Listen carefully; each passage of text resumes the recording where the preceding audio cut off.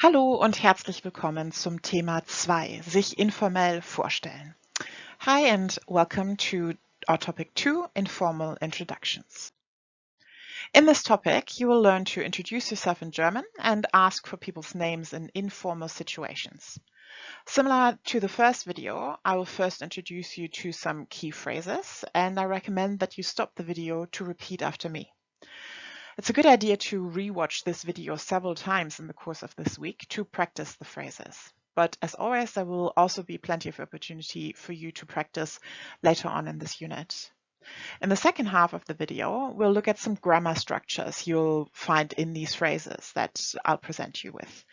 So don't skip this part because it will form the basis for some important concepts you'll need to master later on in order to use the German language constructively and not be limited by a certain number of set phrases. But first, let's look at how to introduce yourself in German. Los geht's. Let's go. These people are Sarah, Max, Victor, and Eileen. They're at a party or in another informal situation, maybe at school or at university. Let's look at what they might be saying in this situation to introduce themselves and ask the other person for their name. Hallo, ich heiße Sarah. Wie heißt du? Hi Sarah, ich bin Max. Hi, ich bin Victor. Und wer bist du? Ich bin Eileen. Stop the video if you need time to read the dialogues. I'm sure you can guess what these phrases mean, but let's go through them again one by one. Make sure you repeat after me. Wie heißt du? Wie heißt du? Wer bist du? Wer bist du? Ich heiße Max. Add your own name. Ich heiße Kendra. Ich bin Sarah. Again, add your own name. Ich bin Kendra.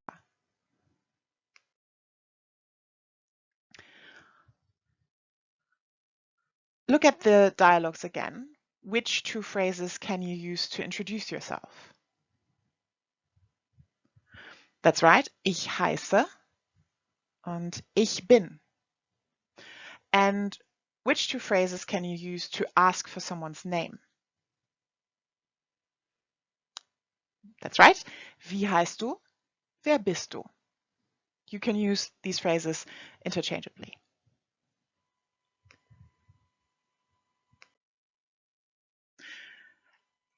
Let's look at these phrases a bit more closely. These are simple phrases, but there's quite a bit of important grammar in these sentences. So we have two pronouns in these phrases. Remember, a pronoun is a word that you can use to replace a noun. A noun is a word that refers to a person, a thing, or a concept.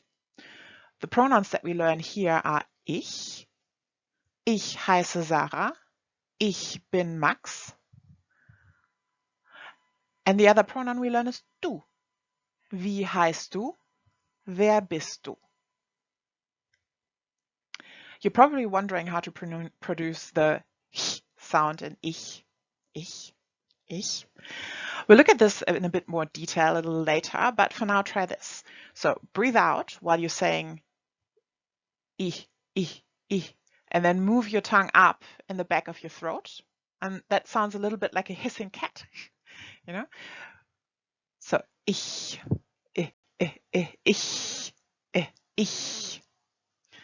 But we'll get back to this a little later. So the two pronouns we've learned here are ich, du. Ich, du. You also have two verbs in these dialogues. Do you remember what a verb is? A verb is a word that refers to an activity. And the first verb we have here is heißen. Heißen, which doesn't have a direct translation in English, but the closest would be I am called. Ich heiße Kendra. Do you remember how you can figure out that heißen is a verb? Well, because in its basic form that you have here on the left, the ending of this word is en. But this ending changes depending on who or what the activity refers to. So we chop off the en at the end, and we have to add a different ending. We call this subject-verb agreement, this phenomenon that the endings of the verb match the noun that they refer to, or the person or thing they refer to. And the process of changing a verb's ending is called conjugation. If you conjugate a verb, you match its ending to the person it refers to. So here we have ich heiße Sarah, ich heiße with an E ending. And we have wie heißt du with a T ending. Wie heißt du? Ich heiße, du heißt, or wie heißt du, if it's a question. Most German verbs work like this, but we will look at this again a bit more in detail a little later on in this course.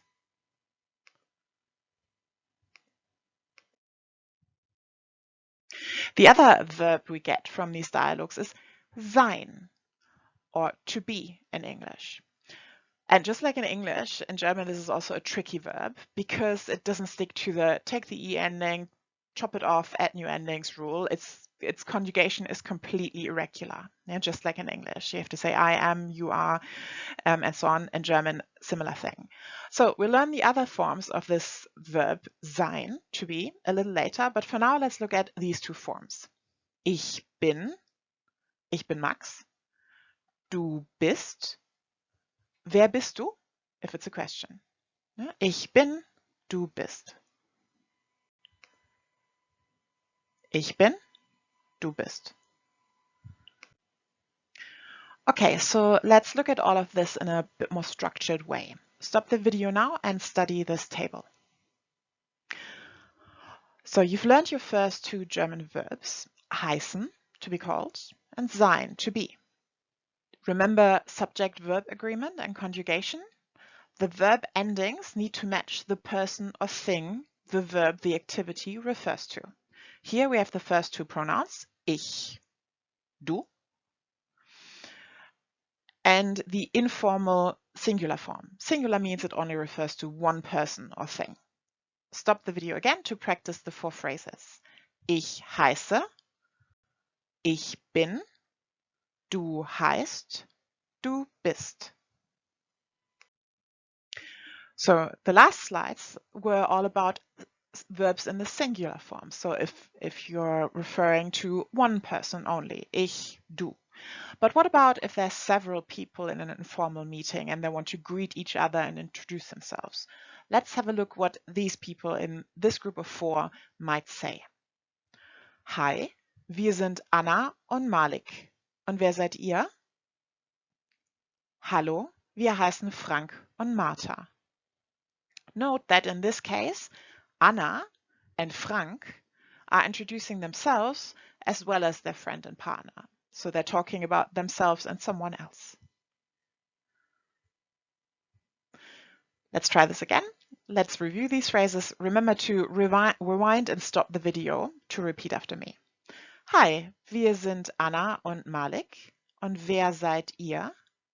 Hallo, wir heißen Frank und Martha. Again, let's look at these phrases individually. Wer seid ihr? Wer seid ihr? You can use this to ask two or more people what their names are.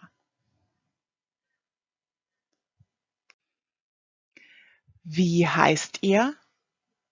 Wie heißt ihr?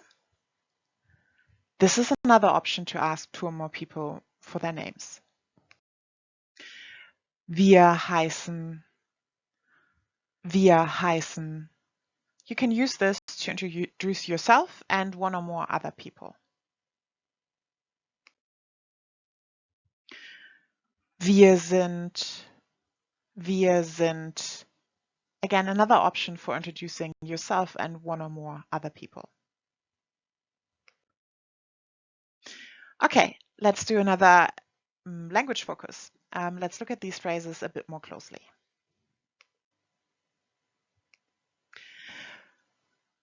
So we have some more pronouns here. Wir heißen Anna und Malik. Wir sind Frank und Martha. Wir, or we in English, that means one person is referring to themselves and to other people or a group. Wie heißt ihr? Wer seid ihr? Ihr, or you in English, that's addressing two or more people informally. Note how both du and ihr in German is you in English. In English, we only need this one word to address someone. In German, we have several words depending on how many people we're addressing, or if the situation is formal or informal. So this is all about informal situations. Du and ihr are both used in informal situations, but du refers to one person, ihr refers to two or more people. Wir, ihr.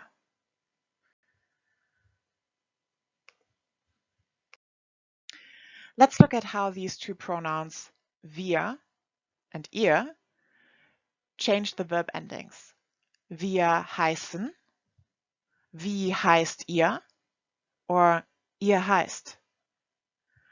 Now, that's good news, right? Because we've seen these endings before, haven't we? For wir, the ending is from the basic form and it stays the same. Heißen, wir heißen. Easy. For ihr, it takes a T ending again, just like for du. Du heißt, ihr heißt. Yeah? Easy. Yeah? This means it's important to use the but. It's easy to remember because it doesn't change much, but it is also important to use the pronoun in German.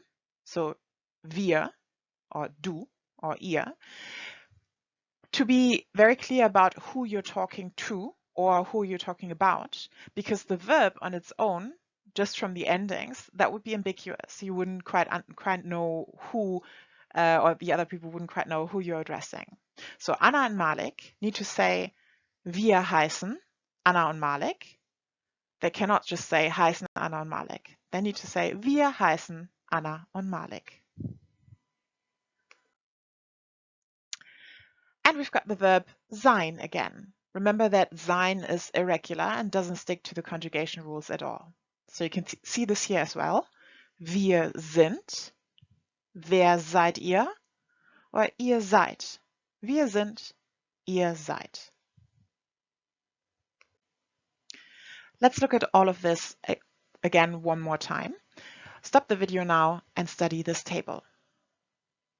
So to summarize, you've learned your first two German verbs in this video.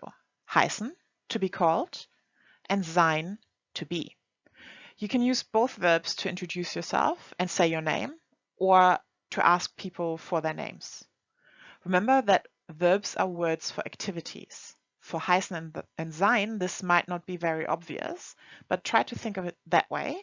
To be called a certain name or to be a certain person with a certain name, they're still activities. Remember that verbs change their endings in German based on who or what they refer to. This shouldn't be such an odd concept because in English, verbs gain an S ending when they refer to he, she, or it. So he walks, she sings, it rains. In German, this simply happens all of the time. So let's look at heißen. Heißen, to be called, is the infinitive form. That is the form you'd find in a dictionary. The ending en is the bit that changes depending on who or what the verb refers to. We call this subject-verb agreement, and the process of changing a verb's ending is called conjugation. To conjugate a verb means to change its ending to match it to the person or thing it refers to. For ich, I, the ending is I. For du, the singular you, the ending is T. For wir, we, it changes back to en, and for ihr, the plural you, the ending is T. Some verbs, like in this case sein, don't stick to these change the endings rules. They change completely. Ich bin, du bist, wir sind, ihr seid. You've learned four pronouns: ich, du, wir, ihr. Note that ich and du are singular. That means they only refer to one person. Wir and ihr, on the other hand, are plural. That means they refer to two or more people. Gut gemacht. Well done. That's it for topic 2. If you want to, you can watch the video again or continue with the lesson in Moodle for some practice activities and come back to this video later for revision and pronunciation practice.